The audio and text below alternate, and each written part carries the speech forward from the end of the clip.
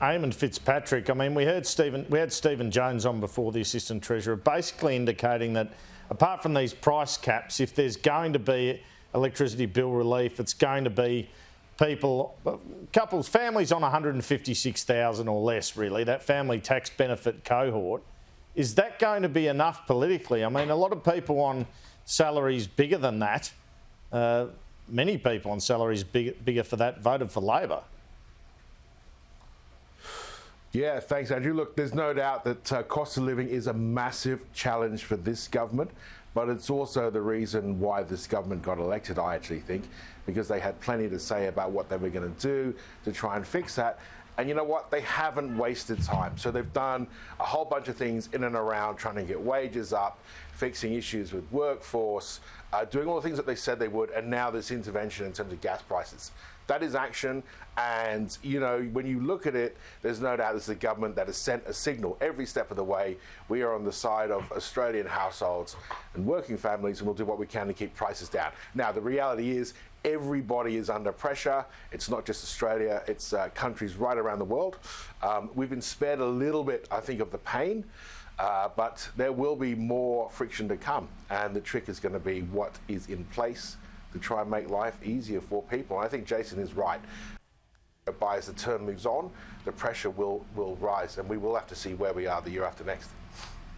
All right, well, I guess they could carry on with the stage 3 tax cuts. That might be one solution for them. But we're going to go to Eamonn again. The PM copped a bit of a tough time on radio this morning about the voice to the Constitution. Don't know if you heard him on Ben Fordham. It seems to me that the government needs to do a better job of selling this if they're going to get it over the line, particularly with Peter Dutton in the opposition leader's role. What do you think? Look, this is a really interesting one, right? Because it is such a fundamental issue. It goes to who we are as a nation.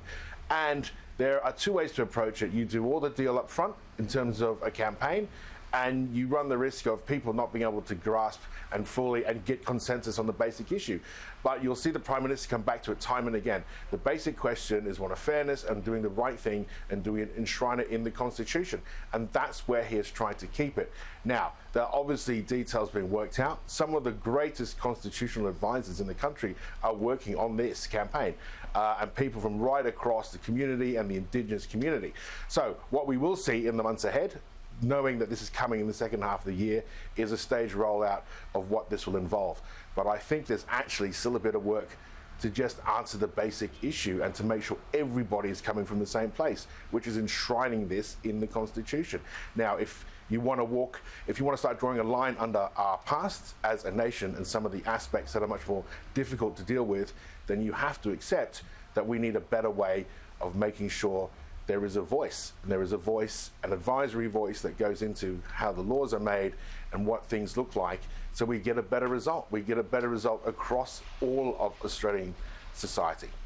Jason Falinski, what's your view on the concept? Can it work? Can it work at referendum, first of all, and then generally, could it work? Yeah, so Andrew, look, I agree with Eamonn. What we're dealing with here is a group of people who have been historically disenfranchised in the Australian community. And I think the vast majority of Australians want to do everything they possibly can to ensure that Indigenous Australians have better outcomes in the future than they've had in the past, and more than that, access to better opportunities than they've had in the past. The problem that I think a lot of Australians are facing at the moment is they don't understand how the voice does that. And today's interview on Ben Fordham kind of demonstrated that it doesn't seem like the Prime Minister does either. And I agree with Eamonn. I personally am someone who is very much in favour of a treaty with our First Nations people to remove or at least recognise the original stain of our foundation, which is that we took land from Aboriginal or Indigenous Australians without compensation, without asking them, without a treaty. And that, I think, is probably where our efforts should be more properly focused at the moment than on the voice. And look, I don't think, and I've got to be blunt, I don't think over Christmas, New Year, having Bill Shorten call people racist because they had the audacity in a democracy to ask So what does this look like and how does this work is actually going to help. And I'm really worried that this proposal fails and that Aboriginal Australians come to the conclusion, or Indigenous Australians come to the conclusion, that other Australians don't care about them. And I really do think that a lot needs to be done by the proponents of this proposal to bring more Australians into the camp by asking some pretty simple questions. Gentlemen, we're out of time. Thanks so much for your time this afternoon.